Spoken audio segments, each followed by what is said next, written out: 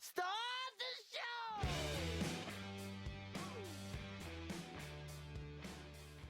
show! Joy, I think, is weird. It's not like happiness. It's not simple. And in fact, when I started thinking about it, I started realizing that almost always in my life when I've experienced joy, it's been accompanied by something else, like sadness or fear, some other emotion that sharpens the happiness and intensifies it and almost makes it into this transcendent thing that we call joy. And so I'm going to tell you a story about a time that was sort of a season in my life that I experienced a tremendous amount of joy, but I also experienced a tremendous amount of grief. And nothing really happens in this story, although at one point you're going to think that I'm about to fall into the Grand Canyon. I do not. So when I was 24 years old, I decided that I wanted to be a writer. And that is a really scary thing to invest in and to say to the world, because it's unlikely that you're going to succeed and hard to even know what success means. And so I sort of decided this, and it was really scary for me. And everyone says, and I'd heard this many times, if you can do anything other than write, go do it. I tell students that all the time. And I didn't feel like I could do anything other than write. I felt like I had to write. I didn't have any choice. And so I said, okay, I'm going to be a writer. So I started this MFA program. I was 25 when I started. And part of the program was that we would do these residencies a few times a year, and they would be either in Santa Fe or in Seattle. And they were 2 weeks at a time. And so the first residency was in Santa Fe, and the last residency was in Santa Fe. And so I started out the program by going to Santa Fe, which is this, if you haven't been, gorgeous city, artists everywhere. Like, literally you can just walk down the road and you can rent out all these artists' houses, and everything's set up like a studio. It's just gorgeous, and looks really different than South Carolina. And so I'm from Georgia and was living in South Carolina. It's the only two places I've ever lived, and so Santa Fe was really different for me. And so I go out to this first residency and know that I'm going for 2 weeks, and I meet my cohort. And that was the group that was going to carry through this whole 2-year experience with me. And it was really scary because, you know, when you're in college, everybody's kind of your same age and everybody's looking to make friends. And so it happens a little bit more easily. Well, we were all over the place, and we were adults, and we had jobs and families and these whole other lives that were not in Santa Fe. And so it was sort of weird and awkward, but we ended up all meeting, and some of the people who were there, there was a gay cowboy named Tim, and there was a retired dermatologist named David. There was a young mother of 2. There was an Asian Catholic priest and a female Methodist minister. There was a hockey coach, all over the place. So some of them are younger than me, some of them are like 21, 22, some are older, 62, 65. And we've all come together, and we've all sort of like said this thing out loud for the first time, which is, I want to be a writer. And so at the residencies, we got together and we workshopped each other's essays for hours and hours at a time in these tiny little rooms, and talked about each other's words and stories and what was working and what wasn't working. And at the end of workshops, almost every time there would be a sentence or something that was still bothering one of us, and we would literally, 2 or 3 of us would go sit on this rock out behind these like dorm rooms we were staying in and work on this sentence until we got it right and we felt like we could go home and sleep. This was how much we got excited about words. And so we formed this little community, and these people who I just never imagined I would become best friends with became my best friends. And during the day we would do this workshopping. At night, like I said, we stayed in these little dorms, and there were these tiny little balconies off the back of them. And we would sit on these balconies and talk for hours until like 1 or 2 in the morning. about writing and about each other's lives and about God and about huge things. And probably that was because there was a Trader Joe's really, really close. And there was lots of $2 chuck. So at the time, this was on the West Coast, and Trader Joe's was not a thing really on the East Coast yet. It wasn't even that long ago, but I certainly had never been in a Trader Joe's. And so the first day we get there, Derek, who lives in Seattle, took me to Trader Joe's in his rental car and is like, "You're just not gonna believe this." And it was like chocolate covered pretzel heaven and wine for $2. And so it was the greatest thing ever. So probably it was the $2 chuck, but we would stay up all night and we would talk and we would form these really profound, intimate relationships. And I think what made them so amazing, they were so pure, but they were also so weird because we were all so weird. And I think what made them so amazing is that they could not have happened in real life. Like, I would have never sought these people out, they would have never sought me out. And so we kind of knew that, and that's what made them feel so, I think, sacred and fragile. And so we sort of built this little world, and every few months we'd go back out to either Santa Fe or Seattle, and we'd rekindle this magical little world. And back home, so all this was happening in Santa Fe and Seattle. Back home, here in Greenville, I decided my very first residency that I was ready to start a family. And so I had gone home and told my husband, "Let's do this." And he'd been ready for a long time, and so he was on board. And we immediately started trying to have a family. Well, it did not go well. And so for months and months and months and months, we kept trying, nothing kept happening.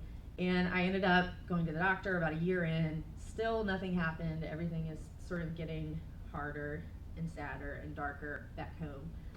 And so what I ended up having in common with these people was this sort of double life where we were working and doing these real hard things back at home, and then we were coming together and talking about them and getting each other through them. And it was sort of just this really bizarre double life. And while I was in that residency, my best friend in the residency, her husband was cheating on her and didn't show up to the birth of her second child. And right before the program ended, they divorced. Another guy was gay and was afraid to tell his wife that he was gay. The hockey coach was falling madly in love. This was a wonderful story. And wanted to know all about marriage and being in love, and it was awesome. He was like 22. All these things were happening back home. And so it was hard sort of to reconcile these two different worlds, but it was helpful also at the same time to have them both going on. A little bit of background on me. I had gotten married right out of college when I was 20 to a guy who was older than me and 6'3" and strong and capable. Nothing if not capable. And so all of our marriage up until this point, I had sort of, when we had traveled and stuff like that, he rented the car and he was good at directions and I am not. So he navigated, and he even, like when we walked, he always walked on the side of traffic to make sure that if something, came off the road, it hit him and not me, which I used to get so mad about, but it's very sweet. So he kept me safe, like quite literally when we traveled. I didn't do a lot of like walking around alone at night or anything like that. Well, I sort of started to realize while I was at these residencies that had created sort of a dependency in me.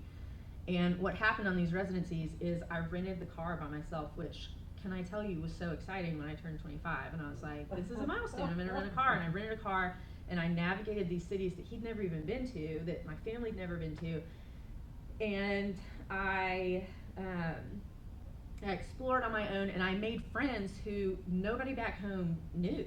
I talked about them all the time, but they'd never met them. And I could feel myself becoming independent in a really healthy, good way. And I could feel myself growing up to the point that I could project into the future and say, sort of like I'm doing right now, that was when I grew up. Like, I knew that it was happening as it was happening. It was from when I was 25 to 27 that I just could feel myself becoming an adult. And yet we would go to these residencies, and I'd have this really hard thing going on back home.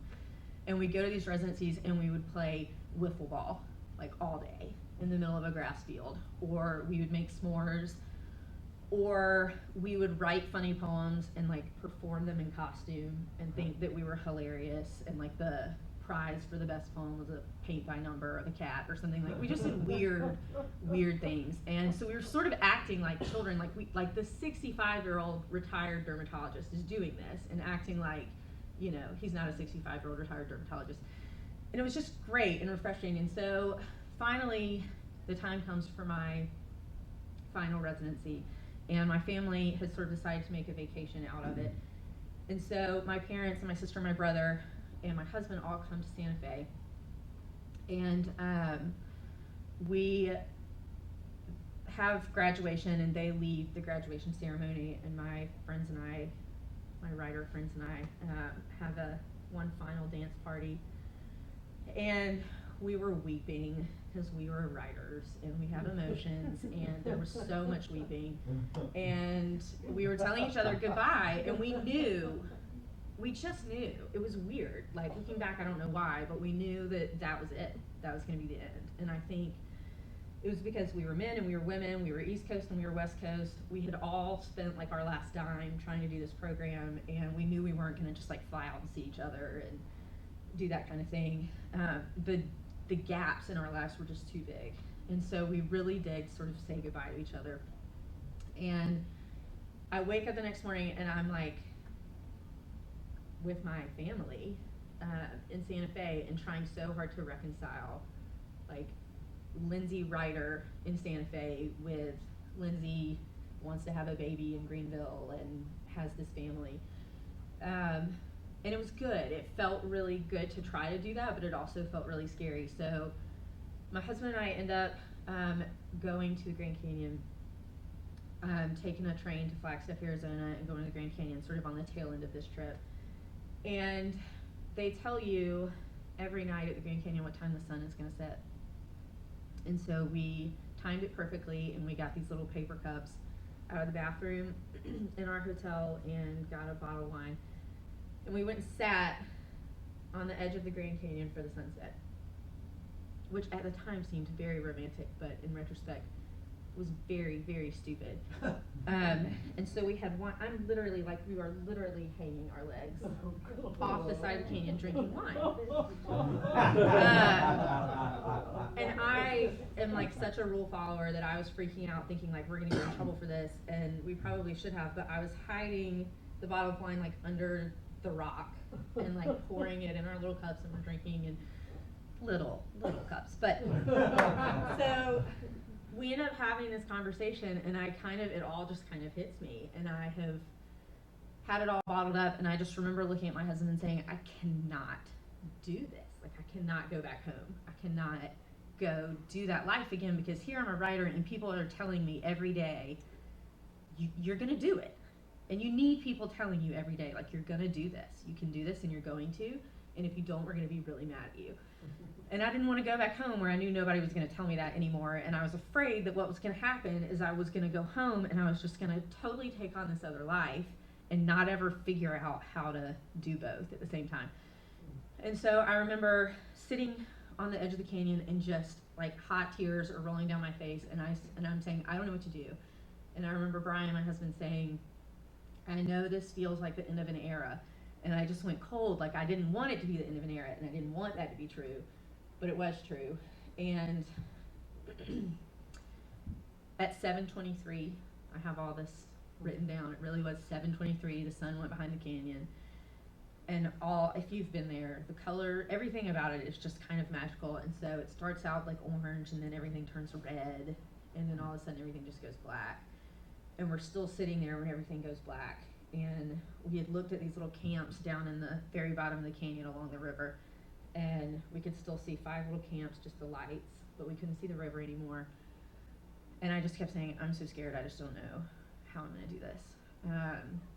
And it was the first time in my life I'd ever experienced this phenomenon of how much location can affect the conversation you're having. I think if you're sitting in a room, man-made white walls or something, and you're saying, what am I going to do about my life? The answer is really different than if you're sitting on the side of the Grand Canyon asking the Grand Canyon that question. And we were sitting there and we weren't looking at each other, we were looking out into the Grand Canyon. And it was such a dramatic moment and such a pivotal moment in my life. There was no answer. And that's why nothing really happens in the story and I don't like fall in or anything like that. I just remember everything kind of was dark and it was huge. The Grand Canyon was just huge and it was silent. And yet somehow I really felt like it wasn't ignoring me. Like it wasn't that there was no answer coming back. It was just that the answer was sort of blank and dark and I just was going to have to go and I was just going to have to figure it out. And so we left and I ended up coming home, and this is just sort of an afterward, I guess, but I ended up the next month, I got pregnant with my daughter, who's now 3, and that moment, I think, those years, had I not done them, it turned me into an adult, and I think saying yes to being a writer is the thing that had to happen before I could say yes to being a mother. And what I realized was that, like I said, joy comes so often from terror. That these things that don't necessarily seem like quick thoughts of joy are the things that when I look back, I think that was really a joyful time in my life, and it prepared me for this whole other joyful phase of life that really had just felt terrifying before that. And so that's what I learned, that saying yes so often leads to joy even when it feels really scary. And that's the end of my story, except I just have one more little ditty, which is that, well, so I'm pregnant right now, which my family's here and they know that. Yay! But talking about joy and abject terror, Patty, it's twins.